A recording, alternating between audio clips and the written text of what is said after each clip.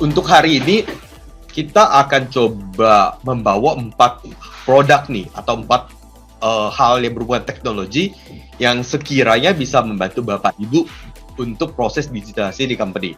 Yaitu kita punya, mungkin saya menjelaskan sedikit kenapa hari ini kita ada webinar hari ini ya. Karena kita melihat bahwa selama 2020 kita ada di kondisi COVID pandemic.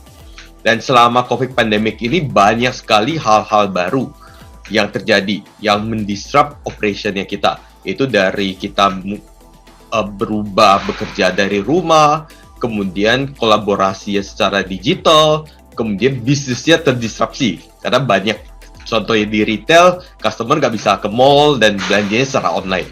Jadi ini adalah yang terjadi 2020. Dan di akhir 2020, kita melihat bahwa harapan dengan adanya vaksin dan kita bisa berubah menjadi hal yang lebih positif. Dan kita lihat semua orang melihat harapan di 2021 ini. Dan sebenarnya salah satu research di 2021 ini para CEO itu melihat bahwa ada 3 poin penting nih yang bisa membantu mereka lebih maju nih. Satu adalah agility business, kedua adalah teknologi, dan ketiga adalah regulasi. Jadi 3 poin itu yang menjadi concern para CEO menghadapi 2021. Jadi salah satu unsur yang penting di sini adalah teknologi. Ini adalah hasil research dari IBM Business Institute.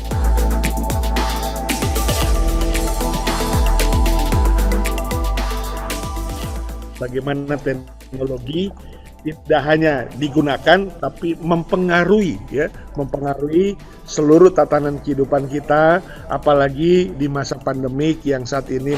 Paling tidak ada beberapa hal yang dapat kita update di dalam acara ini, yaitu pertama, bagaimana melihat teknologi memang tidak hanya penggunaan tetapi sudah menjadi satu lifestyle, menjadi sesuatu yang mandatory atau sudah menjadi sesuatu yang formal untuk digunakan di seluruh aplikasi, industri, dan segala kegiatan yang berkaitan dengan usaha maupun juga pekerjaan kita sehari-hari.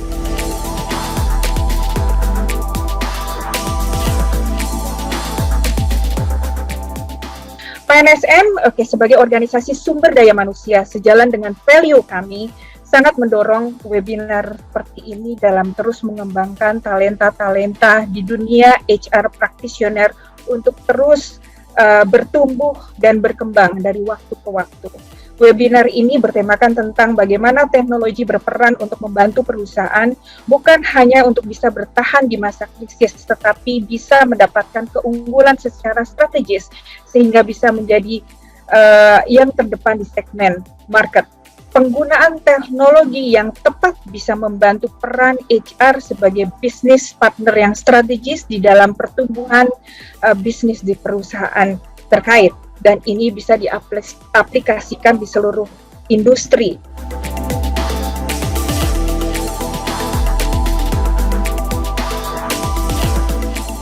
Event ini memang sangat berguna. Terima kasih Pak Robert dan Weaver.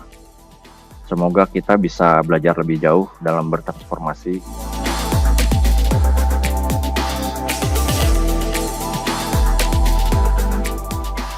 Apa itu RPA?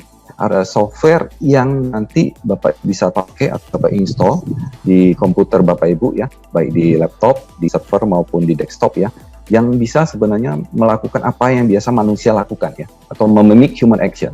Nah, biasanya apa aja sih prosesnya yang bisa diotomasi? Nah, ini hampir semua industri ya, hampir di semua divisi itu ada proses yang bisa diotomasi ya. Dari HR, kemudian supply chain, IT, finance and accounting sampai ke customer service ya.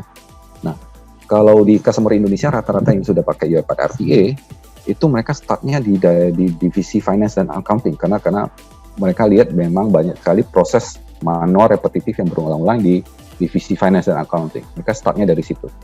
Tapi ada juga yang start dari HR ya. Nah, karena memang proses di HR ini membutuhkan tadi ya, orangnya cukup banyak untuk prosesnya, kemudian manual kerjaannya, kemudian harus on time karena tiap bulan harus bayar gaji on time, jangan sampai nanti transfer gajinya salah, kemudian hitung absensi, ya. Kemudian onboarding juga sama, ya, kita harus ada tim SR untuk review CV misalnya, ya, dan segalanya. Nah, ini bisa digantikan oleh software robot RPA ini, ya. Nah, jadi use case-nya banyak sekali, Bapak Ibu sekalian.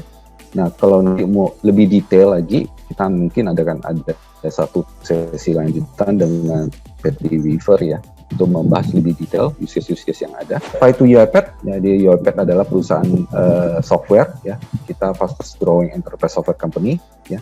Kita startnya di tahun 2005 dari Romania, ya. Tapi sekarang kita headquarters-nya sudah ada di New York. Kemudian kita udah ada sekitar 100-an customer, ya, di Indonesia. Kemudian ada 2.000 employee di seluruh dunia, ya. Branch customer di Indonesia itu cukup banyak. Kita ada dari bank, insurance, telco, retail, manufacturing, sampai ke klinik, ya. Nah, ini range customer kita, Bapak-Bapak, Ibu-Ibu. Kita bisa lihat di bank itu ada Bank Mandiri, BCA itu salah satu customer kita. Di telco itu kita ada Telkomsel. Bahkan Telkomsel sudah bikin use case reference-nya ada di uipath.com. Teman-teman bisa lihat di sana. Itu mereka meningkatkan employee satisfaction, ya, karena menggunakan robot, sehingga mereka punya pekerja itu tidak perlu lembur-lembur lagi, ya, sampai Sabtu Minggu untuk mengerjain proses yang banyak banget di tempatnya mereka, ya.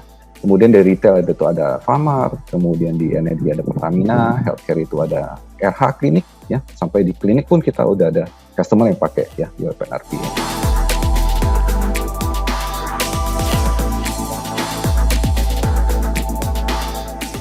Indonesia ini mengalami suatu kondisi di mana usia yang produktif udah lebih besar dari non produktif. Nah, pertanyaannya, Bapak Ibu, kondisi ini blessing, berkat, atau kutukan? Jawabannya bisa dua-duanya. Kalau orang-orang yang produktif ini skillnya bagus, justru pasti blessing, negara kita bisa lebih maju. Tapi kalau skillnya berkurang, tidak mumpuni untuk mengikuti industri yang berjalan, pasti akan tantangan yang besar sekali. Jadi itu perlu suatu teknologi yang membantu, suatu plan bekerja sama dengan perusahaan-perusahaan, bekerja sama dengan sekolah-sekolah, university untuk menjawab tantangan ini tentunya. Tapi seringkali banyak company yang menurut research yang dilakukan oleh SAP itu ada hal yang terlupakan, yaitu yang sebelah kiri ini. Alih-alih kita menanyakan how are we doing, we itu berarti kita nih, tapi how are you doing itu lebih ke arah employee itu sendiri. Apakah employee-nya itu do meaningful work, apakah dia termotivasi untuk melakukan pekerjaannya, apakah employee tersebut get inspired, lalu apakah employee itu sesuai goal-nya dengan apa yang dilakukan, atau employee-nya ada duduk menunggu gaji akhir bulan, atau sebaliknya, dia benar-benar melakukan sesuatu yang produktif supaya company-nya itu juga produktif. Jadi sekarang adalah bagaimana company kita bisa memperhatikan memperhatikan employee kita supaya dia bisa melakukan yang terbaik dari skill yang dia punya, performansi yang dia punya, dan sebagainya. Dan itu perlu teknologi juga untuk membantu mereka bisa perform di perusahaan kita. Contohnya, sekarang milenial, ya, udah banyak masuk tenaga kerja. Dan kita tahu milenial itu sangat teknologi heavy sekali. Tidak jarang kita dengar milenial pindah dari perusahaan walaupun perusahaan itu bagus. Alasannya hanya karena teknologinya mereka nggak suka gitu. Cara kerjanya, teknologi yang dia pakai itu mereka nggak nyaman. Mereka hanya gara-gara itu mereka pindah. Sementara orang itu mungkin top talent yang diperebutkan naik perusahaan. Jadi kita bayangkan kita dalam satu top talent hanya gara-gara teknologi yang kita tidak membuat mereka rasa nyaman. Di success factor kita ini end to end, mulai dari rekrutmen, onboarding, lalu training dan sebagainya sampai offboarding, dan ada juga machine learning-nya di sana, artificial intelligence-nya juga ada di sana supaya bisa membantu Bapak Ibu melakukan proses SR jadi lebih mudah.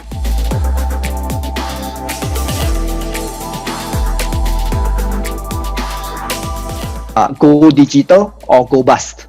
Jadi ini berdasarkan informasi yang kita dapatkan, ya. Setiap organisasi baik yang di Indonesia maupun yang di luar Indonesia, ya kan, terutama di dalam keadaan krisis COVID-19 ini, pasti setidaknya telah melakukan adopsi minimum sebuah digitalization. Misalkan kerja dari rumah itu memerlukan bantuan dari teknologi digital, ataupun juga melakukan digitalisasi dari cara bagaimana mereka melakukan penjualan ke customer karena adanya ubah gaya hidup konsumen. Misalkan yang tadinya mungkin shoppingnya itu di mall, sekarang kebanyakan pindah ke online. Ataupun juga banyak sekali bisnis-bisnis seperti fitness center yang tadinya mereka menerima membership untuk melakukan fitness di tempat, sekarang mulai melakukan subscription untuk melakukan fitness di rumah juga. Nah, ini merupakan sebuah pilihan yang harus diambil. Ya kan? Jadi di sini saya memberikan gambaran seperti our iceberg is melting. Ya kan? Penguin-penguin menghadapi sebuah masa yang kritis. Sebuah perubahan yang mungkin kita tidak menyadari kalau peranan dari digital itu menjadi semakin penting, sehingga kalau organisasi tidak melakukan decision, mengambil keputusan untuk melakukan transformation, melakukan digitalization sekarang, mungkin nantinya itu akan mengalami kesulitan di dalam melakukan persaingan. Tapi kita bisa tahu juga kalau transformasi journey itu tidak selalu mulus. Banyak sekali perusahaan-perusahaan yang mengambil inisiatif untuk melakukan digital transformation. Tetapi banyak sekali juga yang mungkin cuma mulai aja, start journey-nya, tapi mungkin masih banyak sekali yang melakukan digital transformation dengan cara-cara yang mungkin tidak mendapatkan hasil yang baik. Nah, kita bisa lihat survei yang dilakukan, 64% dari perusahaan-perusahaan yang disurvei mengatakan bahwa mereka telah melakukan investasi ke teknologi digital, tetapi akhirnya mereka tidak melihat pertumbuhan bisnis ataupun pertumbuhan revenue yang mereka harapkan. Dan juga 75% dari eksekutif, yaitu business leaders, mereka mengaku ketika mereka melakukan digital transformation, kebanyakan masalah yang mereka hadapi itu adalah business function mereka, yaitu antar departemen, mereka tidak berkolaborasi, malahan mereka saling bersaing. Ketika kita bicara tentang digital transformation, sekali lagi kita selalu melihat 3 hal ini: people, process, and technology. Ya kan? Dan seringkali kita akan melihat dari yang paling luar, yaitu tentang teknologi dulu. Apa sih sistem yang akan diterapkan, ya kan, untuk melakukan digitalisasi? Baru kita bicara tentang proses yang perlu diubah, dan manusianya itu mencocokkan dengan sistem yang diterapkan. Nah, ini adalah lalu kita katakan technology first approach, ya kan? Nah, hari ini yang kita bicarakan adalah people is the key driver of transformation. Jadi manusianya itu yang menjadi pendorong utama dari semua inisiatif transformation. Kita menaruh manusianya itu menjadi inti dari seluruh transformation ini. Saya quote dari salah satu statement yang dibikin oleh Pak Iwan, IT Director dari Sukanajaya Diamond Group Indonesia. Beliau mengatakan gini, saya memprioritaskan penerapan LAK karena saya tahu digital collaboration itu dapat mengurangi resiko kegagalan dari inisiatif transformasi yang lain. Itu. Jadi, kalau bisa saya simpulkan presentasi saya hari ini, digital transformation is no longer an option. Bukan lagi sebuah pilihan. Digital first is the new normal. Jadi, semua perusahaan akan bergerak ke normal yang baru ini dengan menerapkan digitalization, dengan melalui adopsi digital. Tapi, perjalanan digital transformation ini tidak gampang. Berdasarkan data, 70% gagal. Ya kan? Nah, tentunya yang harus kita pelajari dari kegagalan yaitu kita harus mengambil yang namanya people first approach untuk mengurangi kegagalan. Ya kan? Nah, digital collaborations menjadi inti dari digital transformation.